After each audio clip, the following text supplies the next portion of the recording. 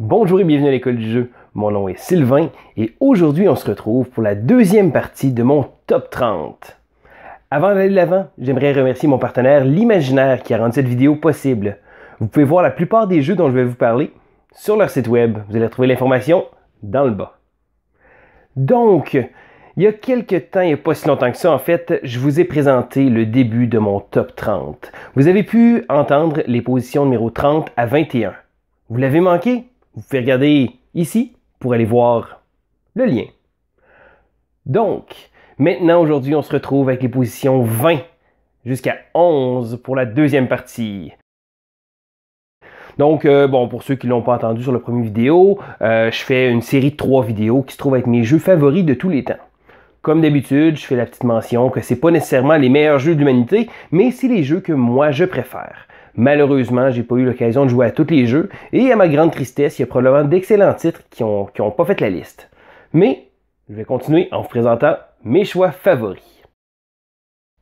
En numéro 20. Bon, je sais pas si c'est assez frais dans votre mémoire, mais le numéro 21 était un jeu que je disais beaucoup apprécier, mais que je déteste enseigner. C'était le jeu La Gloire de Rome. En numéro 20 se retrouve un jeu que je mets dans une catégorie relativement similaire. C'est un jeu que j'adore, mais au grand ouf que je n'aime pas le montrer aux gens. Et c'est le jeu, ma position numéro 20, le jeu Race for the Galaxy. En fait, Race for the Galaxy est un jeu de cartes. Les cartes vont servir à plusieurs choses. Ils vont servir de ressources, ils vont servir également de monnaie d'échange, puis ils vont également servir pour pouvoir les jouer sur la table. On va découvrir des planètes, acquérir des technologies pour essayer de faire en sorte que notre empire gagne en ayant le plus de points. Le tout, bien entendu, Race for the Galaxy, ça reste une course. Ça va être le premier joueur à avoir un certain nombre de cartes sur la table. La mécanique du jeu est fort simple. C'est un jeu de sélection d'actions. Donc, simultanément, les joueurs vont tous sélectionner une action. Ensuite, ce qu'ils vont faire, c'est qu'ils vont les révéler. Les actions choisies vont être jouées, puis le joueur qui a choisi sa propre action va avoir un petit bonus. Donc, exemple, ce serait de pouvoir conquérir une planète, eh bien, il va pouvoir piger une carte après l'avoir fait. Si c'est de découvrir une technologie, ça va coûter probablement une carte de moins, donc une ressource de moins pour pouvoir la découvrir. Mais tous les joueurs vont faire les actions que tous les autres ont choisies. C'est juste que ils vont avoir une version moins forte de l'action. Par exemple, il faut faire attention parce que si on veut vraiment produire sur une planète, il ne faut pas toujours se fier aux autres parce que ça se peut que il n'y a personne qui décide de le faire. Puis dans ce cas-là, la phase n'aura juste pas lieu. Le jeu est intéressant à plusieurs, mais le jeu brille vraiment à 2 joueurs.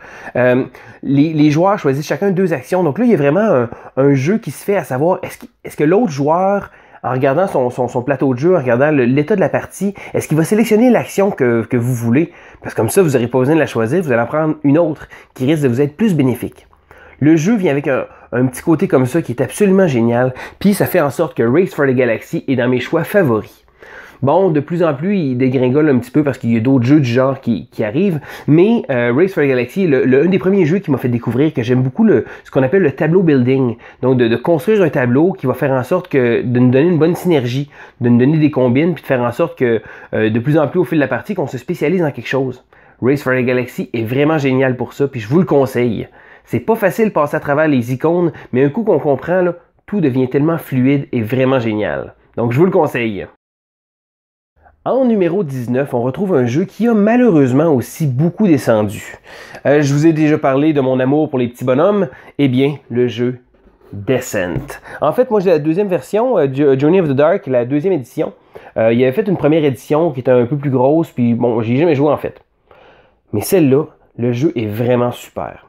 De base, le jeu est un jeu One versus All qu'on appelle. Donc, il y a un joueur qui va jouer le méchant Overlord et qui va affronter tous les autres joueurs. Je dirais que ça amène un petit côté spécial parce que, bon, c'est certain que, exemple, moi, je jouais souvent l'Overlord, il va falloir essayer de mettre des bâtons dans les roues des autres joueurs. Puis il y a des missions qui sont faites que, des fois, l'Overlord est un peu plus fort, puis des fois, il y a d'autres missions que c'est les joueurs qui sont plus forts. Fait qu'il faut toujours s'assurer que les deux parties s'amusent. Le jeu a un nombre incroyable d'extensions, de petits bonhommes, de miniatures, des choses comme ça. C'est vraiment fantastique pour ça. Mais je dirais que le jeu a repris beaucoup de vigueur pour moi avec une application. Donc, une application mobile qui est sortie, Road to Legend, qui fait en sorte de transformer le jeu en jeu purement coopératif. Donc là, sur notre cellulaire ou notre tablette, on va rentrer nos informations, nos personnages, et on va avoir une campagne. Donc on va pouvoir justement gagner des pièces d'or, aller à la ville pour pouvoir s'acheter des nouveaux équipements. Le jeu nous propose également des missions. Donc ce qu'on va faire, c'est qu'ils vont nous dire de sortir quelques tuiles de jeu, puis au fur et à mesure qu'on va explorer, on va pouvoir cliquer sur la tablette pour pouvoir révéler des nouvelles pièces. Un coup que cette application-là est sortie, le jeu a eu une deuxième vie pour moi parce que là, j'avais plus besoin de jouer le méchant qui jouait contre tout le monde. On pouvait jouer tous ensemble. Fait que pour ça, c'est vraiment génial. Malheureusement, à cause d'un jeu que je ne peux pas vous parler tout de suite parce qu'il est beaucoup plus haut dans mon top, ceux-là qui me connaissent vont peut-être me voir venir, mais Descent a perdu beaucoup de galons. Mais sinon, ça a déjà été un dans mon top 5, puis bien franchement, c'est un excellent jeu, puis je vous le conseille. En numéro 18, c'est pas une surprise, je suis un fan de super-héros. Je suis un vrai fan de Marvel. Ben oui, j'ai même mon beau chandail de Deadpool avec une licorne. Et vient un jeu qui est très populaire et qui a eu beaucoup d'extensions, c'est le jeu Legendary Marvel. En fait, c'est quoi? C'est un deck builder coopératif. Donc, on va choisir une équipe de super-héros et ce qu'on va faire, c'est qu'on va essayer de battre un méchant. Le concept Legendary a engendré un paquet d'autres jeux. Que ce soit la série Legendary comme ça, ou la série Legendary Encounters, où il y a eu une version de Alien, de Predator, de Firefly. Il y a même la version de Buffy qui est sortie. Il y en a vraiment beaucoup et c'est sorti à toutes les sauces. Legendary Marvel a beaucoup d'extensions. Puis il y a même un autre jeu standard qu'on joue à la place de jouer les gentils, on joue les méchants. Le jeu est vraiment génial pour tout le monde qui sont des fans de super-héros parce que avec le choix qu'on a, on va pouvoir vraiment se faire notre équipe de super-héros. Puis étant donné que c'est un jeu coopératif, je dirais que tout le monde participe à essayer de mettre les bâtons dans les roues méchants. Puis sérieusement, ce jeu-là vaut vraiment la peine. Je l'ai montré à des gens qui sont pas des gros fans de jeux de société en général. Puis juste à cause du thème, ils ont comme accroché, ils ont vu ça dans ma collection, ils ont dit oh, Marvel, hein, ça a l'air cool ça. Puis, comme de fait, le jeu se montre très facilement parce que au final, ça reste un deck builder très simple. On va jouer des cartes, on va pouvoir acheter dans une liste de cartes qui sont déterminées, utiliser notre attaque pour battre des méchants. Le jeu est hyper simple, puis étant donné que c'est coopératif, on peut s'aider, puis on peut aider justement le joueur qui commence. Fait que c'est mon choix. En 18e position, le jeu Legendary. En 17e position, je vous présente un jeu qui, en fait, est le premier de son genre. Je vous ai parlé que j'aimais beaucoup les deck builders avec Legendary, que je viens juste de vous présenter, mais tout ça a commencé avec le jeu Dominion. En fait, Donald X. Vaccarino, qui a créé Dominion, c'est le premier deck builder en tant que tel. Donc, le jeu est souvent perçu comme le grand-papa de tous les deck builders. Le jeu a peut-être pas un thème vraiment accrocheur, parce que le jeu est assez drabe, mais il y a encore une fois un paquet d'extensions, puis même sans les extensions, je trouve que Dominion est vraiment super. Bon, je dirais que le jeu scinde pas mal la communauté ludique en deux. Il y a des gens qui détestent fortement Dominion, mais il y en a d'autres qui l'aiment beaucoup.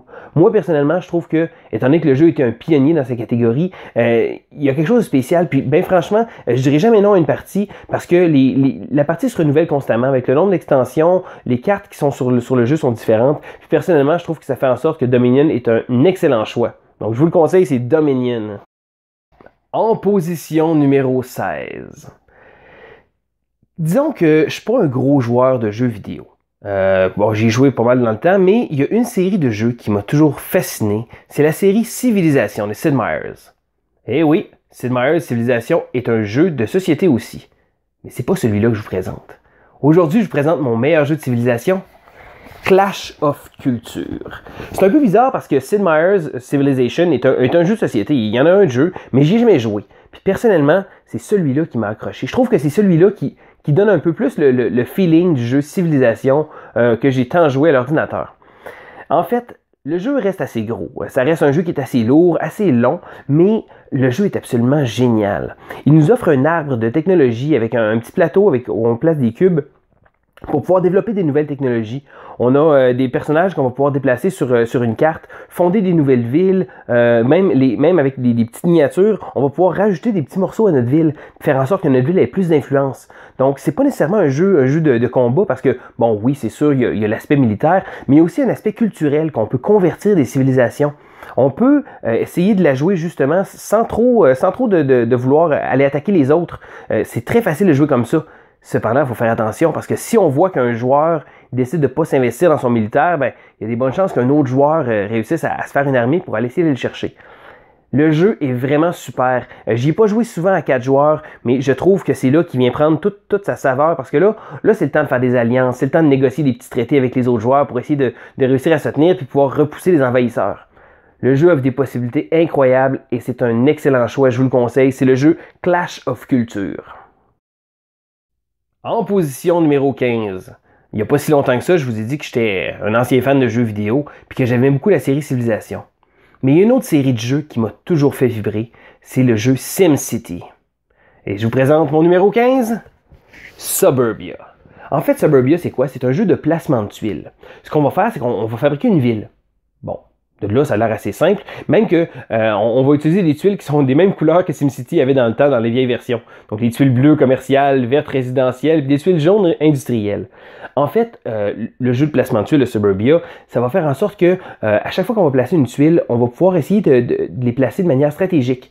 Parce que, bon, des fois, il y a des tuiles qui vont nous... Il y a un paquet d'informations sur les tuiles. Il y a des tuiles qui vont dire, bon, mais il faut pas qu'ils soient à côté d'une autre couleur. Ou s'ils sont à côté des tuiles résidentielles, la tuile est beaucoup plus performante.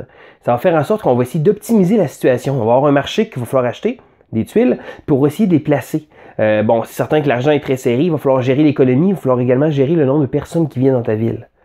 Personnellement, le jeu est vraiment fantastique, puis c'est vraiment le jeu, je pense, qui me rappelle le plus SimCity. Un jeu de gestion de ville, quand même relativement simple à apprendre, mais avec beaucoup de profondeur. C'est Suburbia, mon numéro 15, et je vous le conseille, encore une fois.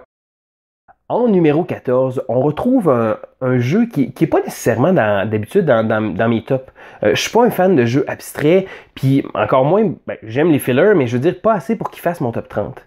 Mais il y a un jeu qui réussit à être par-dessus tous les autres. C'est le jeu que j'ai le plus joué dans ma collection. À venir jusqu'à maintenant, en date d'aujourd'hui, j'ai joué plus de 98 parties de jeu-là et il est sorti cette année. J'ai même l'extension et je ne l'ai même pas ouvert encore. Je vous présente le jeu Santorini. Santorini est un jeu à 2 joueurs. Bon, il existe une variante à 3 joueurs, mais le jeu a son essence même à 2 joueurs.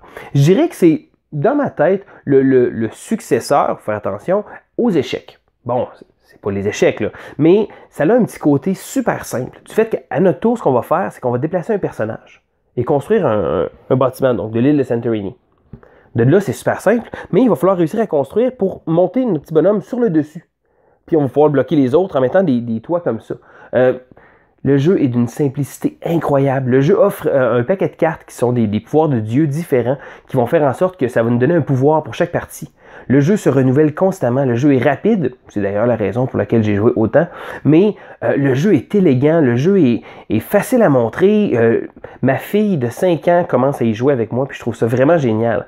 Bon, c'est certain qu'elle ne saisit pas encore toutes les stratégies. Mais le jeu est vraiment génial. De plus, il est illustré par ici par Mr. Connington de Lina Cossette et David Forêt qui ont fait des illustrations absolument fantastiques.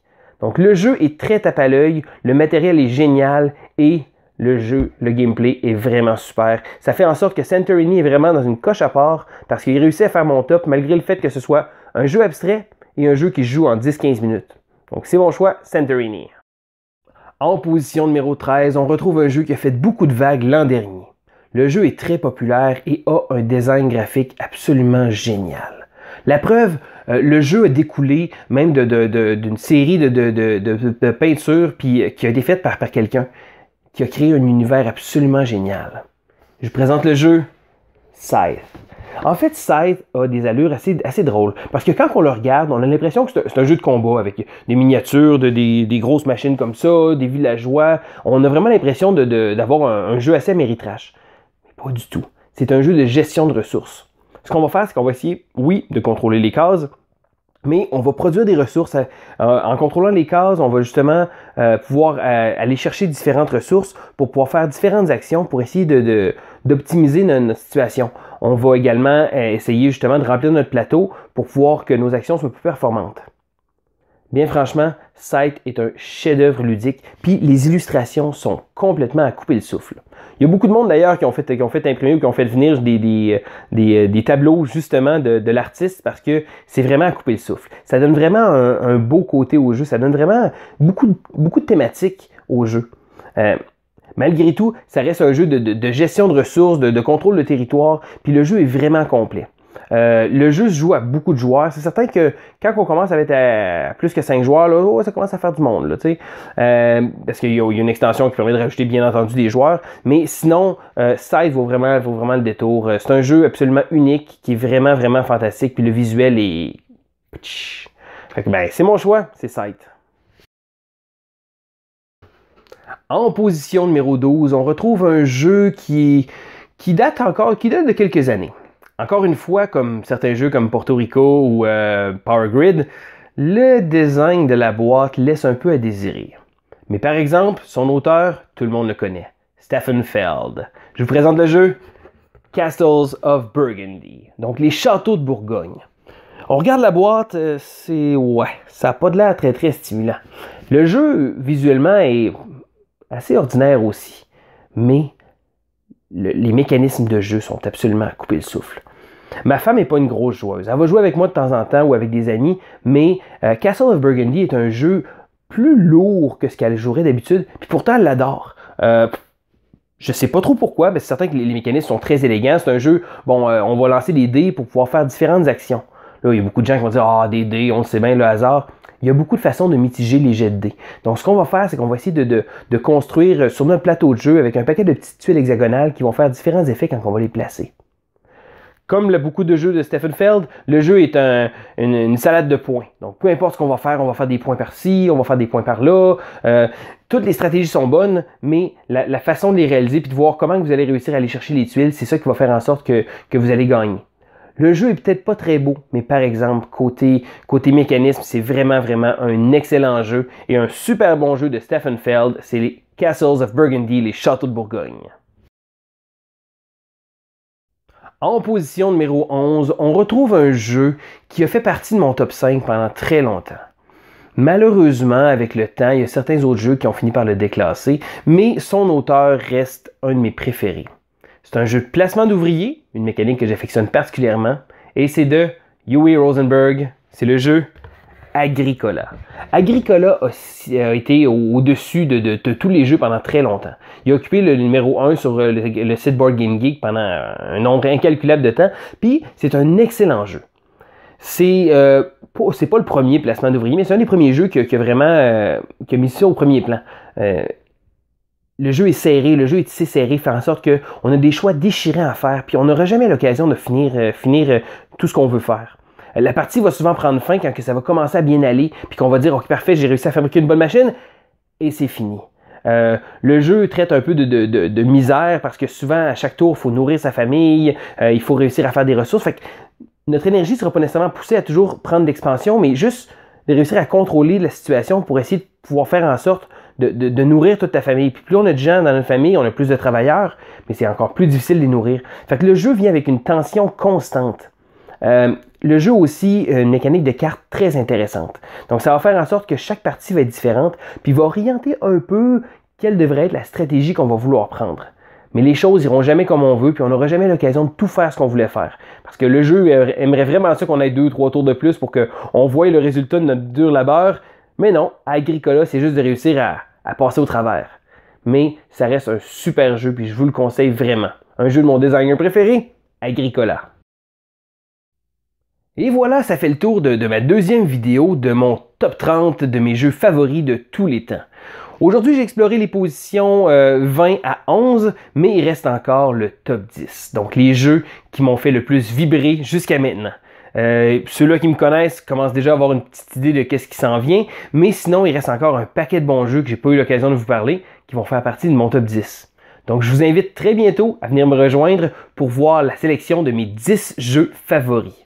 D'ici là, gênez-vous pas, rejoignez la chaîne, allez nous voir sur passionboardgame.com. Ben franchement, mettez dans vos commentaires qu'est-ce que vous pensez des jeux que je vous ai parlé. Gênez-vous pas, c'est toujours le fun de pouvoir communiquer, de pouvoir discuter avec vous autres. On est aussi également présent sur les réseaux sociaux. Donc ben gênez-vous pas, puis ben venez nous dire bonjour. Fait que ben d'ici là, on se dit à la prochaine. Salut la gang!